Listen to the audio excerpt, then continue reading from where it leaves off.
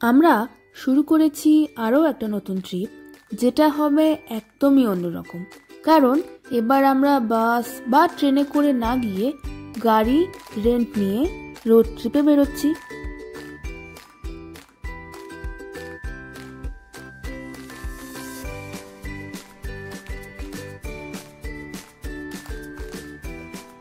আর এখন আমরা এসেছি লাক্সেমবার্গ এয়ারপোর্টে কার রেন্টালে। ওয়েলকাম আমাদের নতুন একটা ব্লগে। আমরা আজকে যাচ্ছি আরও একটা জায়গা, সেটা হচ্ছে ইউরোপেরই আন্ডারে। এটাও একটা ইউরোপিয়ান কান্ট্রি, সেটার ব্যাপারে আমরা পরে বলবো। বাট আজকে একটা ভালো দিন, আজকে 15 আগস্ট, এখানে ছুটি। তো আমরা 3 দিনের ছুটি নিয়ে আমরা কার রেন্টাল নিয়ে আমরা যাচ্ছি। আপাতত যাচ্ছি আমাদের এক বন্ধুর বাড়িতে, যারা আমাদের সঙ্গে ফ্রান্স গিয়েছিল। তাদের ওখান থেকে তুলবো, দেন আমরা বেরোবো। আর সেই জায়গাটার নাম হচ্ছে অস্ট্রিয়া।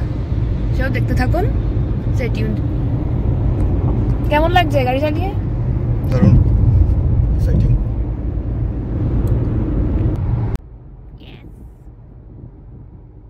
ইউরোপের সুন্দর রাস্তায় ড্রাইভিংটা খুব এক্সাইটিং হলেও আমার কিন্তু শুরুতে একটু অ্যাডজাস্ট করতে অসুবিধাই হচ্ছিল, কারণ এখানে রাইট হ্যান্ড সাইড ড্রাইভ, আর যেখানে আমরা ইন্ডিয়াতে লেফট হ্যান্ড সাইড ড্রাইভ করি। বাট কিছুক্ষণের মধ্যে অ্যাডজাস্ট করে নিতে পেরেছিলাম, তারপরে আর কোনো অসুবিধা হয়নি।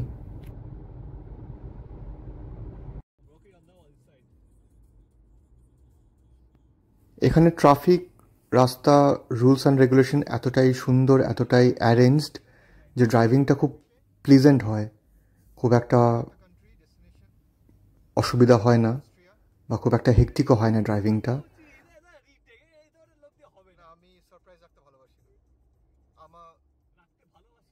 ইউরোপে কার রেন্টালের ব্যবস্থাটাও কিন্তু খুব সুন্দর।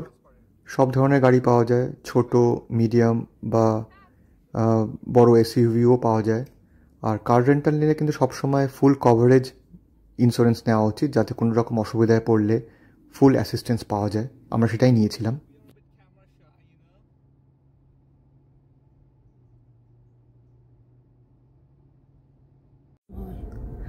বনসোয়া, আমরা ইন্ডিয়ান ট্রাফিক পেয়েছি ইউরোপের রাস্তায়, একদম ইন্ডিয়ার ট্রাফিকের মতন এগোচ্ছি। মানে এটা রাত 2টোর মুম্বাই পুনের ট্রাফিক যেটা হয় আর কি, গোরেগাঁও ইস্টে। হ্যাঁ, হর্নটা মিস করছি শুধু। হ্যাঁ, ঠিক ঠিক। 10টা বাজে। আর টাকটাক করে কাঁচে মেরে কেউ আর কি ফুলও দিচ্ছে না এখানটায়, তো সেটাও মিসিং। পুরো ট্রিপের মালপত্র ভর্তি, খাবার দাবার, জিনিসপত্র, জামা কাপড়, যা যা আছে। আমাদের 4 দিন স্পেন্ড করতে হবে। গাড়ির বুট পুরো ভর্তি। এখন একটা ব্রেক নিচ্ছি, আরও 4 ঘন্টা ড্রাইভ আছে অস্ট্রিয়া পৌঁছাতে। সেখানে আমরা একটা হোমস্টে নিয়েছি ফর 3 নাইটস। এখন একটা ছোট্ট ব্রেক।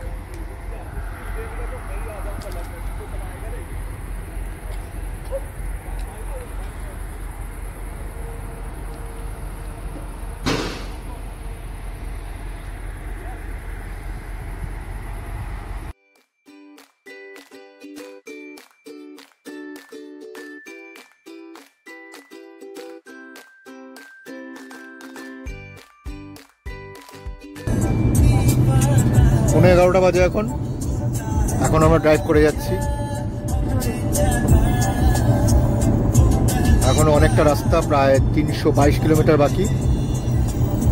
প্রথমে মিউনিক পড়বে, বাট আমরা মিউনিক সিটিতে ঢুকবো না, ওটাকে বাইপাস করে আমরা অস্ট্রিয়াতে এন্ট্রি করব। করে তারপরে আরও 2 ঘন্টা পর আমাদের ডেস্টিনেশন আসবে।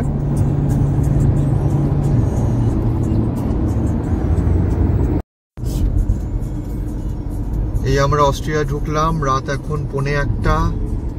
এখনো আমাদের ডেস্টিনেশনে 78 কিলোমিটার বাকি। অনেক লেট হয়ে গেছে। বেশি না, অনলি 4 আওয়ার্স লেট। তার পেছনে একটা বড় স্টোরি আছে,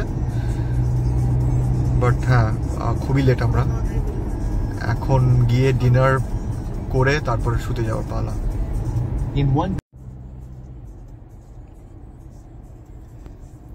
অ্যাকচুয়ালি আমাদের শুরুতেই একটা ছোট্ট অ্যাক্সিডেন্ট হয়েছিল, যার ফলে আমাদের রিপ্লেসমেন্ট কার নিতে হয়, আর তাই জন্য ফুল কভারেজ ইন্স্যুরেন্সটা খুবই কাজে আসে, আর তারই জন্য আমরা এতটাই লেট।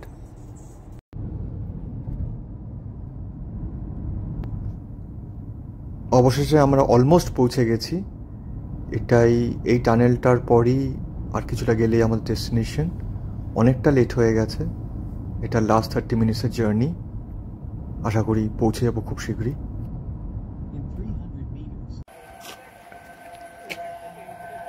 এখন রাত বাজে 2টো, আমরা পৌঁছেছি। এই আমাদের হোমস্টে।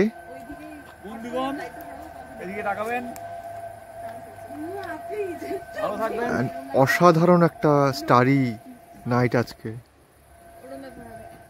आप लोग अभी आए हो साहब जी कोई এরকম হ্যাঁ লাইটটাকে এরকম করব আর সঙ্গে সঙ্গে একটা লোক দেখতে পাবো। ঘুটঘুটে অন্ধকার একদম, কিন্তু আমি শুধু ভাবছি সকালে উঠে কত সুন্দর একটা দৃশ্য দেখতে পাবো বাইরে। আয় না এরকম এদিকে সৈকত आप लोग आई तो इंतजार था। ও ঝোলাতে গরম করেছে। এটা আমাদের হোমস্টেটা।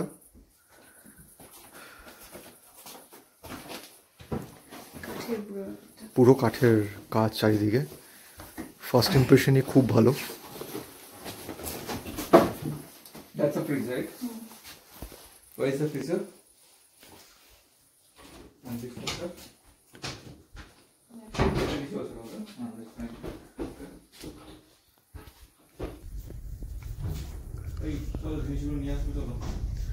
পুরোটা কাঠের, উফ অসাধারণ, দারুণ ইন্টেরিয়র একদম।